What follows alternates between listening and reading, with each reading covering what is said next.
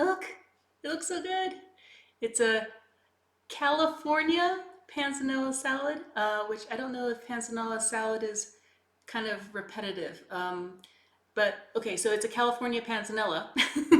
It's basically a toasted bread salad where kind of the main ingredient is supposed to be bread, but it's also got a ton of fresh tomatoes, basil, and avocado, which makes this the California panzanella, in a vinaigrette that is tomato based with some shallots, lemon juice, red wine vinegar, and a little touch of mustard.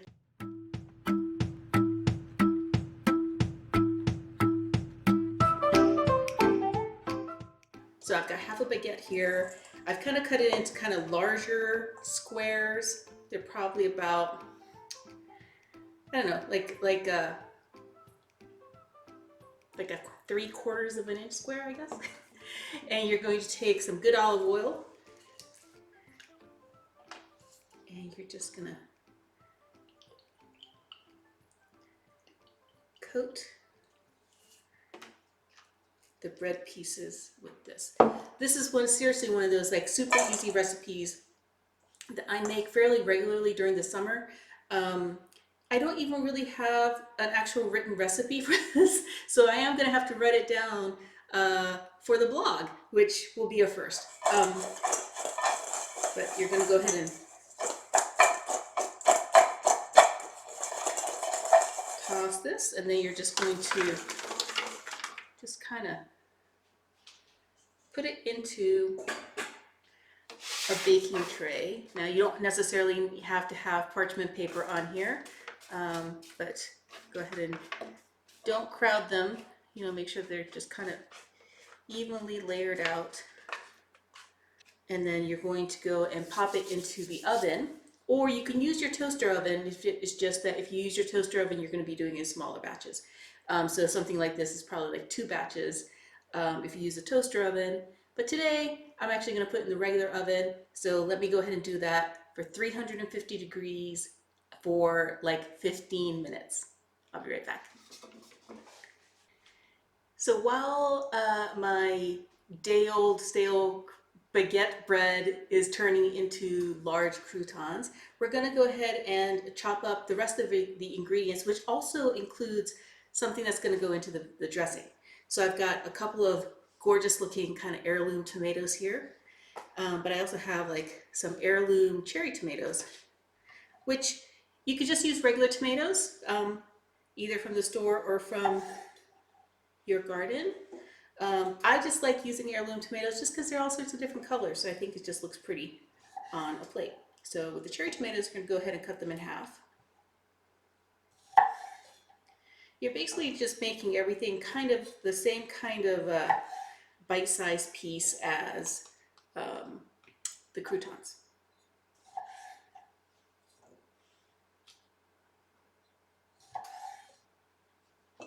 Okay, so I've got those. And then I'm going to take these heirloom tomatoes.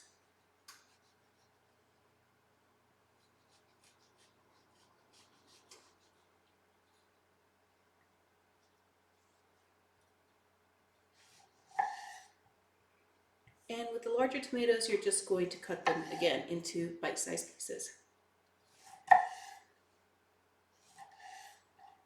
And they don't need to be uniform or anything like that.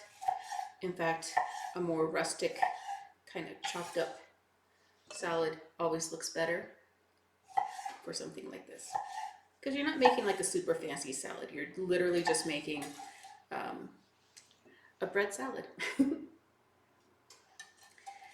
And then what you're going to do is you're going to take these tomatoes, you're going to add a teaspoon of salt, and you're just salting this whole thing.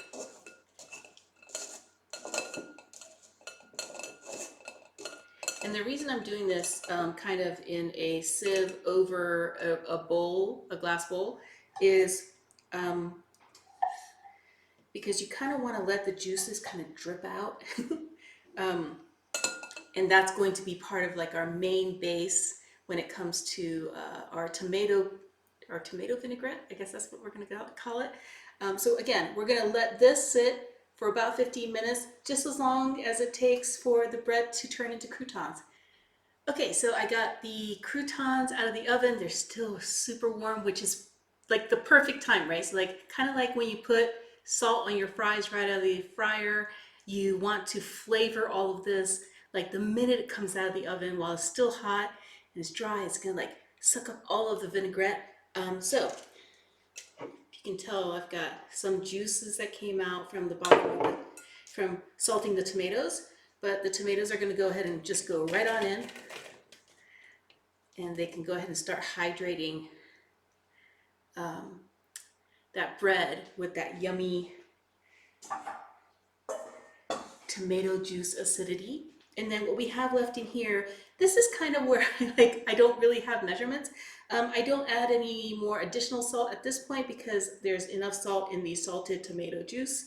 I do add the juice of like half a lemon. But again, this is dependent on the lemon. If the lemon is kind of on the dry side, you might have to use a whole lemon. And I'm using a seedless lemon here. So if you're using something that's got lots of seeds, obviously take those seeds out. A splash of red wine vinegar.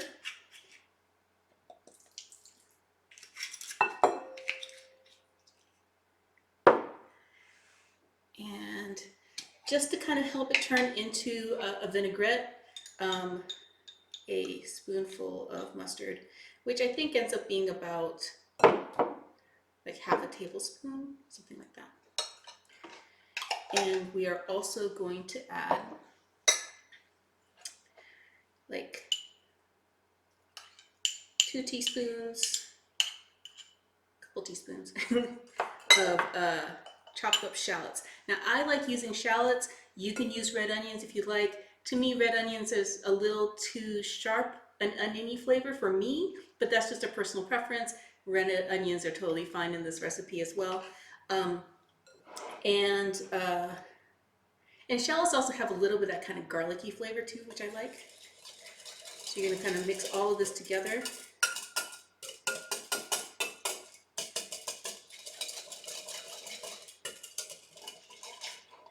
And then to this, you're going to drizzle. You have to drizzle at the same time. A really thin drizzle of olive oil.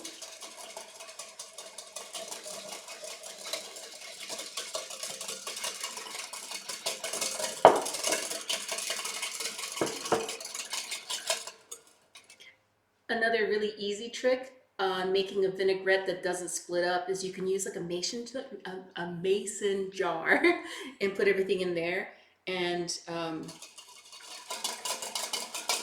just shake it.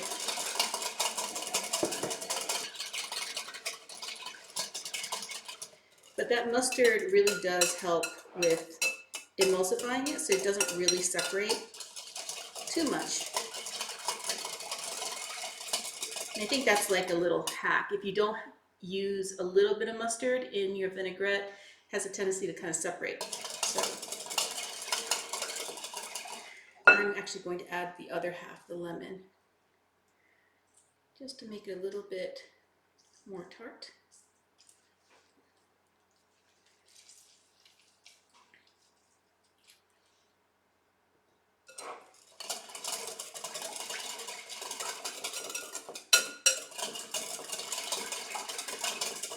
And a little bit more olive oil.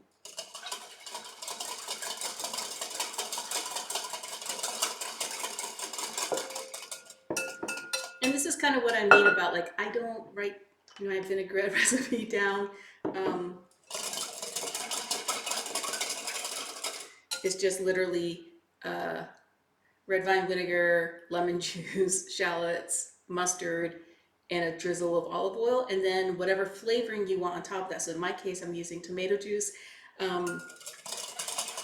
or juices from a tomato, which is not the same as tomato juice, but you can totally make like a raspberry vinaigrette by adding some mashed up raspberries to this. You can use a champagne vinaigrette, champagne vinegar rather than red wine vinegar, and make a champagne vinaigrette.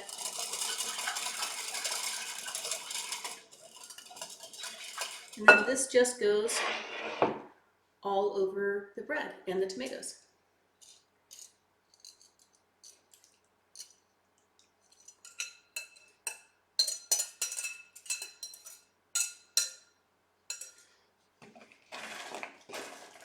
You want to toss this to combine.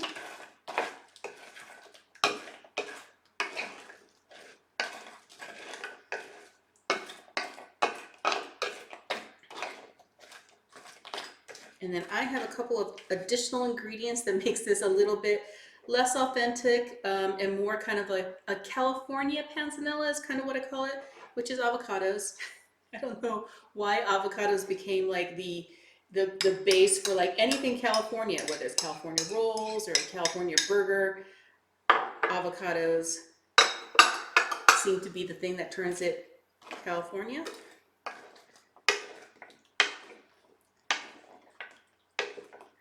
I'm gonna kind of gently toss that because you don't want to turn this into like a weird bread guacamole.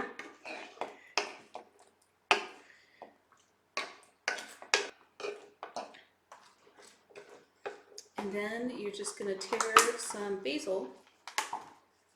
And I like tearing these by hand rather than cutting it with a knife. I think it kind of bruises the leaves a little bit and you get a little bit more of that basil flavor out that way.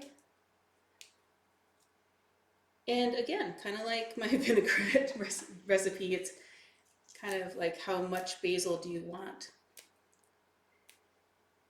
I tend to like a lot of basil in, like, you know, I love like basil all over my pizza, like a good margarita pizza. I like basil, right, you know, like fresh basil on top of like my pastas and things like that.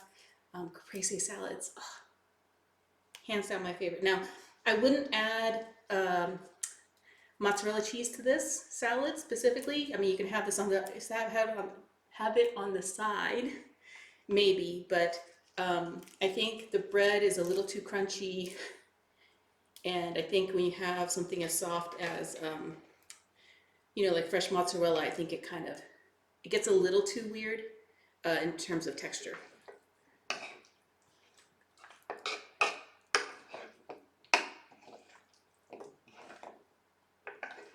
Okay.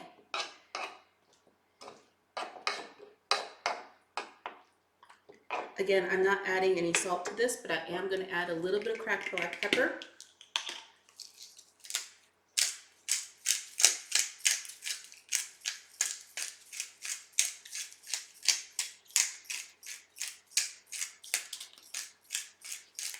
And then you do not need to put this in the fridge, but you do need to let this sit for about 20 to 30 minutes so that the bread can absorb some of the dressing and everything kind of melds together before serving. So I'm gonna go ahead and clear all this out and make it look real pretty, and we'll do a little taste test of this California panzanella. This is probably bigger than I need for a single serving, but I am just going to go ahead and dig in. This has been sitting for about half an hour, so the bread has had a chance to kind of soak up some of the dressing, but it's still kind of crouton-y, you know, so it's still a little crunchy.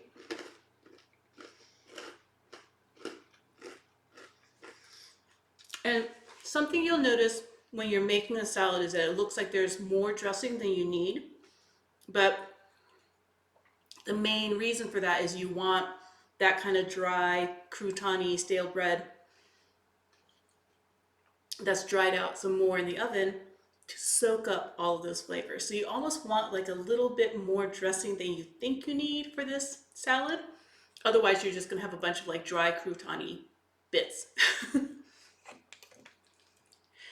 Now, how can you make this like another next level? You can use like a rosemary ciabatta bread, or like some sort of like dry French loaf that's got maybe some garlic bits already in it. Different kinds of bread with different kinds of flavors will make this an elevated panzanella. The tomatoes are super fresh. The dressing isn't super tart, even though it's got red wine vinegar and lemon juice in it, because of the olive oil and the little bit of mustard and the tomato juice, not tomato juice like, you know, like a can of tomato juice, but the tomato juice drippings from when you were kind of, you know, letting it sit with the salt, that kind of mellows out the vinaigrette into this slightly acidic, but not something that's gonna like be like, ooh, when you like put it in your mouth. So, let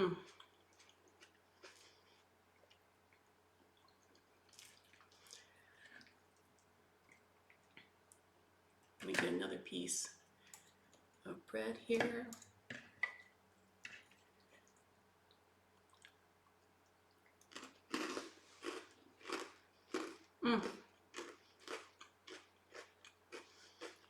Now this will keep overnight, but I wouldn't let it sit for too long past the second day, because I think at that point the cut up tomatoes will start getting soaked up by the bread and end up being like this kind of bready, mushy salad. But it is really good the day of, and not bad for like lunch the next day.